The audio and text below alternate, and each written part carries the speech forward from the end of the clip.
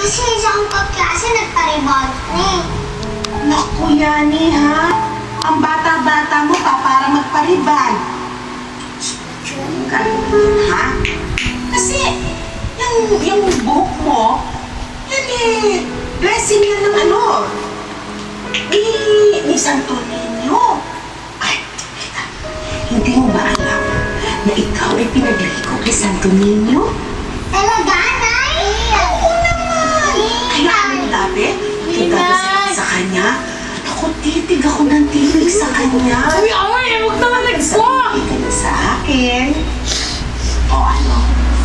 Papariban ka pa ba? Sige na nga, Nay. Wow! Kahit lagi ako tinutugso ni Justin na mukha akong buro ka sa buko. Mukhang buro ka. Naku ha, lagot sa akin ng Justin na yan. Hindi ka naman mukhang buro ka. Ay, ang ganda-ganda ng anak mo. Iniwala. Hindi ka na. Ihahatid na kita. Huwag na, Nay. Kaya ko naman ako pumunta na school na mag-isa eh. Tsaka baka po, hinihintay na po ako ni Justin sa labas. Eh, ayoko nga ikaw kasama mo yung Justin na yun, hindi ba? Tandaan mo to.